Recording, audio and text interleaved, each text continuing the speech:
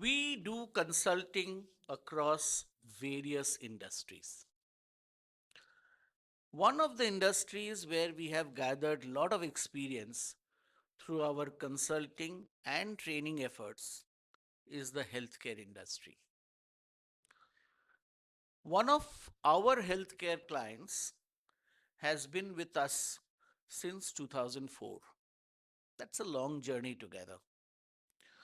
And I have played a very pivotal role in growing that hospital from a 40 bedded hospital in one location to more than 500 beds in multiple locations.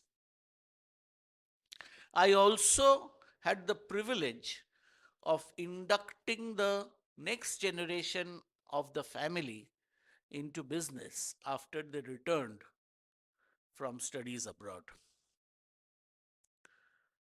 Very fascinating journey, a journey with lot of lessons.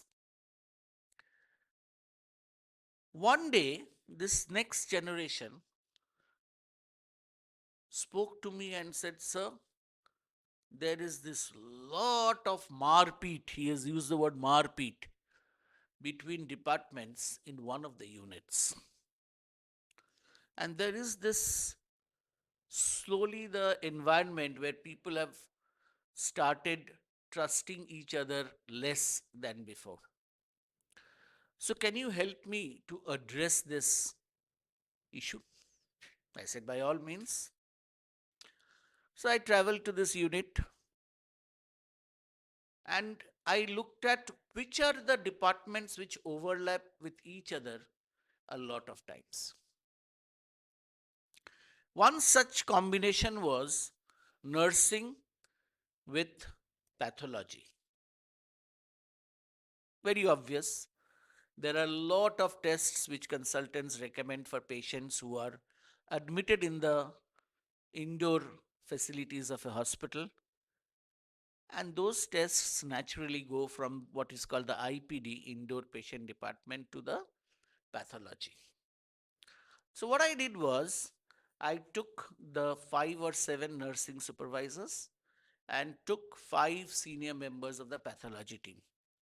And both of them were asked to write simultaneously what one department expects from the other. Meaning, nursing wrote what they expect from pathology. Similarly, pathology wrote what they expect for nursing from nursing. Then we switched it. The next set of the document which they prepared is pathology wrote what they think nursing expects from them, and similarly, nursing wrote what pathology expects from them. And then we matched the notes. And that is where the crux of the problem remained. Because there was a gap in understanding the expectations from each other, there was this unnecessary stress, misutilization of time, and bad blood regarding follow up and getting support from each other. This was brewing into a conflict between the two teams when I intervened. So, this expectation mapping and documentation between departments which need to work together in any organization actually helps both the departments to be very clear about what the other person expects and wants. In a way, other people also talk of this as an internal customer orientation. One department is the customer of the other department. Believe me, just it may sound funny, but it's a reality. One of the mismatch in the example which I narrated was that nursing any sample which was sent down to pathology for testing had this word written in red and bold, urgent. So the pathology folks said, if everything is urgent, which one do I prioritize? Now it's a very simple realization, but never realized it. And that would keep things people busy, not only in terms of time, but in the mind.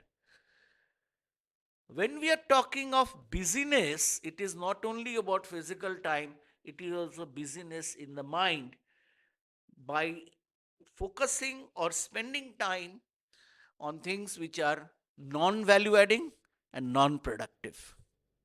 Is this something which resonates with you in your organization? If it is so, talk to us.